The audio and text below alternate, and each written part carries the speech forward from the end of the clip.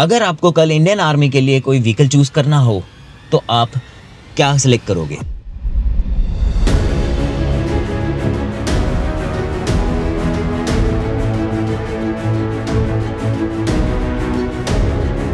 महिंद्रा थार या फोर्स गुरखा? ज्यादातर लोग थार का नाम लेंगे, लेकिन जब इंडियन आर्मी को हजारों व्हीकल की रिक्वायरमेंट पड़ी तो उन्होंने फोर्स गुरखा को सिलेक्ट किया। और ये डिसीजन सिर्फ ऑफ रोडिंग या हॉर्स पावर की वजह से नहीं था।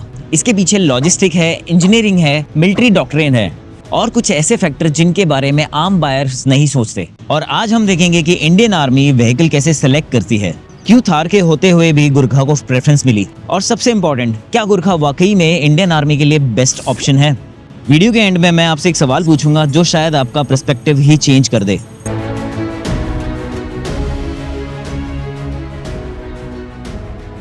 सो welcome back to the video. मैं हूं राहुल एके द गुरखा वाला, एंड आज हम करने वाले हैं एक टॉपिक पे discussion, why Indian army chose Gurkha over Thar rocks. और यार जिसने सब्सक्राइब नहीं किया प्लीज यार जाके सब्सक्राइब करो, इंस्टाग्राम पे भी थोड़ा प्यार दिखाओ ताकि मुझे और मोटिवेशन मिले ऐसी वीडियो बनाने के लिए।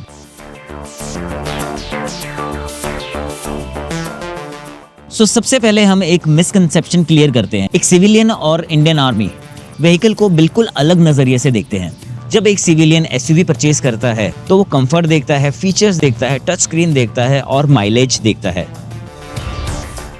लेकिन आर्मी लगभग इनमें से किसी भी चीज को प्रायोरिटी नहीं देती।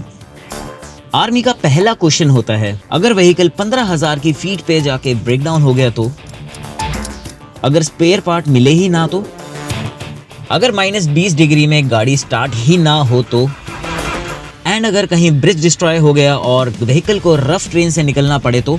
मिलिट्री व्हीकल लग्जरी प्रोडक्ट्स नहीं होते, वो सर्वाइवल टूल्स होते हैं।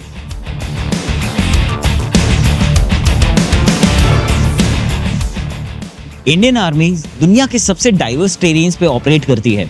राजस्थान का डेजर्ट, नॉर्थ ईस्ट के फॉरेस्ट, कश्मीर के माउंटेन्स एंड लद्दाख के हाई एल्टीट्यूड पासेस पे, और एक ही व्हीकल को हर जगह काम करना पड़ सकता है। और इसी वजह से आर्मी व्हीकल सिलेक्शन प्रोसेस बहुत स्ट्रिक्ट होता है। व्हीकल को थाउजेंड्स ऑफ किलोमीटर टेस्ट किया जाता है, एक्सट्रीम टेम्परेचर्स में चलाया जाता है एंड हेवी लोड्स के साथ इवैल्यूएट किया जाता है। और सिर्फ वही व्हीकल पास करते हैं जो लॉन्ग टर्म रिलायबिलिटी प्रूव कर सके।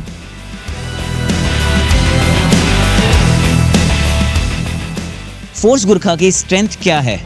ना उसकी स्टाइलिंग, ना उसकी पॉपुलैरिटी, उसकी सिंप्लिसिटी। मिलिट्री ऑपरेशंस में सिंप्लिसिटी एक एडवांटेज होती है। जितना ज़्यादा व्हीकल कॉम्प्लेक्स होगा उतने ज़्यादा फेलियर पॉइंट्स होंगे। आर्मी को ऐसे व्हीकल चाहिए होते हैं जो रिमोट लोकेशन पे रिपेयर कर सकें, जिनके कंपोनेंट रगेड हो, मेंटेनेंस प्रेडिक्टेबल हो। गुरखा इसी फिलॉसफी को फॉलो करती है और इसी वजह से फोर्स मोटर्स मिलिट्री एप्लीकेशंस के लिए मल्टीपल कस्टमाइज्ड वर्जन ऑफर कर पाती है।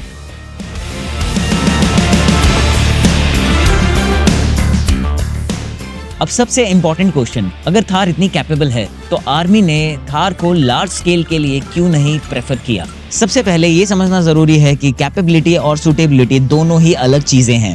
थार एक एक्सीलेंट ऑफ-रोडिंग व्हीकल है, लेकिन आर्मी को सिर्फ ऑफ-रोडिंग व्हीकल नहीं चाहिए। आर्मी को पेलोड चाहिए, मिशन स्पेसिफिक कस्टमाइजेशन चाहिए and long term fleet management चाहिए।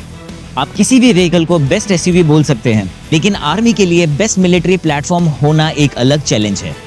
Light strike vehicle desert petrol vehicle का एक उन्नत संस्करण है। इसका निर्माण भारत में फोर्स मोटर्स द्वारा किया जाता है। इसका उपयोग तेज हिट एंड रन शैली के छापे, स्काउटिंग मिशन, विशेष बलों के समर्थन और कम तीव्रता वाले गुर्रिल्ला युद्ध के स्पेशल फोर्सेस द्वारा किया जाता है। अब सवाल सिर्फ ये नहीं है गुरखा बेटर है या थार। सवाल ये है कि आर्मी को किस टाइप का व्हीकल चाहिए था और उस रिक्वायरमेंट के हिसाब से किस व्हीकल ने बेस्ट स्कोर किया। हो सकता है आप थार को पर्सनली प्रेफर करते हो और हो सकता है कि गुरखा को परफेक्ट मिलिट्री व्हीकल मानते हो, लेकिन मिलिट्री प्रोक्योरमेंट इमोशन से नहीं रिक्वायरमेंट से चलती है। तो अब आप बताओ, अगर आप आर्मी में होते तो आप कौन सा व्हीकल चूज करते? फोर्स गुरखा, महिंद्रा थार, और सबसे इंपॉर्टेंट है क्यों? कमेंट में जरूर रीजन मेंशन करना एंड मैं पर्सनली सबसे डिटेल्ड कमेंट को पिन करूंगा। तो गाइस मिलते हैं नेक्स्ट वीडियो में। आई होप आप लोगों को ये वीडियो पसंद आई हो। कमेंट करके जरूर बताना रीजन। तब तक के लिए बाय।